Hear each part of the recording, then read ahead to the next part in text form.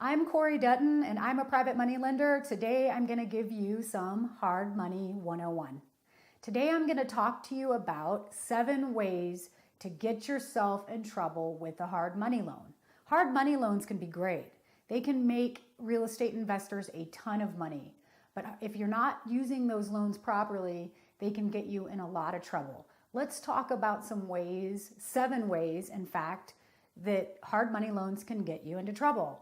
The first way, lender not funding and you losing your earnest money. That's a huge way that you can get in trouble.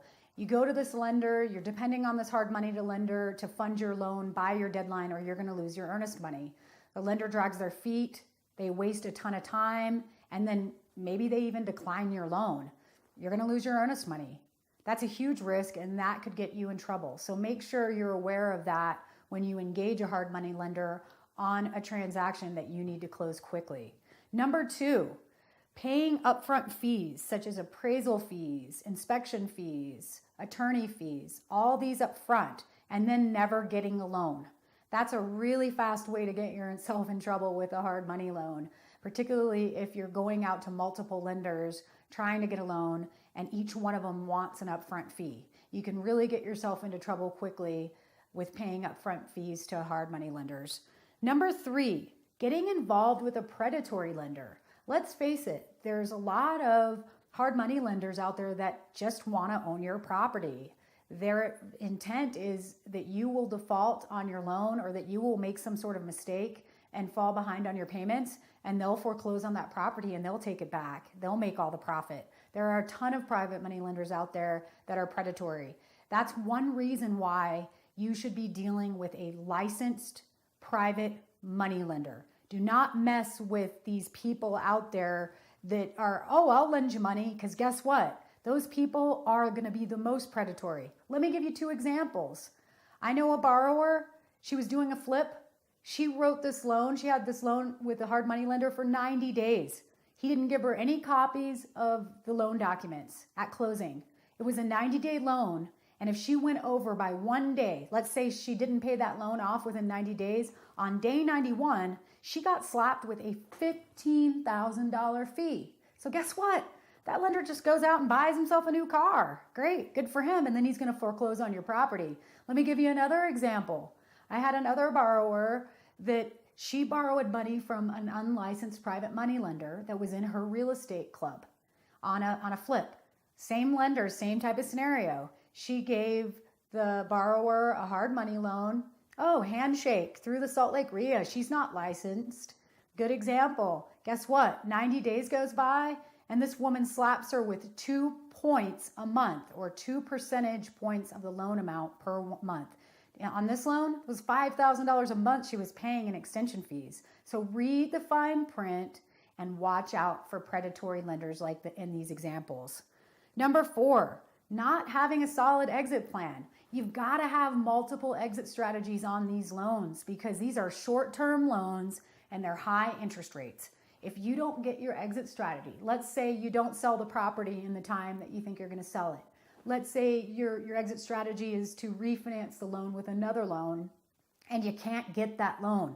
Guess what? You're paying an extremely high interest rate for months and months and months, and eventually it's going to catch up with you. Eventually you're going to fall behind on your payments, and eventually that lender is going to foreclose on that property. So have a solid exit plan and always know what you're going to do if this happens, that happens, all different types of scenarios, because you can't just count on one exit strategy. Most cases, not going to pan out. Number 5, underestimating your project costs. Experiencing an injury or an illness. Let's say you're working on the property yourself and it's a rehab. If you hurt your back and you're the one that's doing the work, I've seen it happen. One of my borrowers was doing all the work himself. He didn't have a contractor. He was in there doing all the sweat equity himself. Guess what? He hurt his back terribly. He couldn't go back on that job and he couldn't afford to hire a contractor to finish it. So he got himself into trouble quick. He underestimated his project costs as well, which is a very common thing that new real estate investors are going to do. And that's a really quick way to get yourself in trouble with a hard money lender, because if The hard money lender's given you rehab and they've given you a certain amount for your rehab and you go over budget, where are you going to get that money? Are you going to be able to go out and get another loan from somebody else? Probably not. And then number 6, market collapse. Let's just face it. If your plan is to buy a property and in 4 months, 6 months, after you fix it up and add a bunch of improvements to it and it's worth more and you want to sell it, what happens if the market collapses in that time frame? That's a huge way to get in trouble with a hard money lender because you are stuck paying this high interest rate loan, the market collapses, and you can't sell the property for what you've got into it.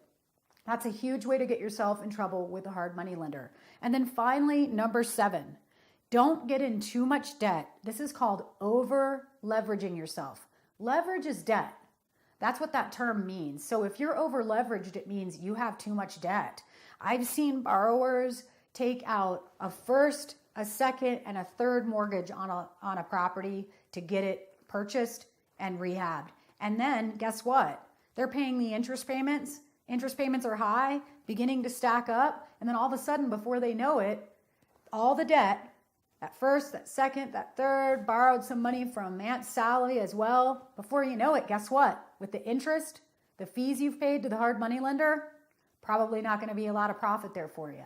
So that's the 7th way that you could get yourself in trouble with a private money lender. So guys, just know, guys and gals out there, if this is your first time getting a hard money loan on a real estate purchase or a real estate refinance, make sure you know what you're getting yourself into and share this video with someone that you know that may be out there looking for a hard money loan for the first time, someone that you know that maybe doesn't understand all these risks, because it's important to know what you're getting yourself into.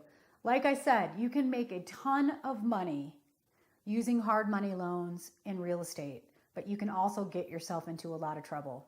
Well, hopefully you liked this video. Please like it if you liked it, share it, and if you have any questions or comments about what I've said here today, leave your comments in the comment section below.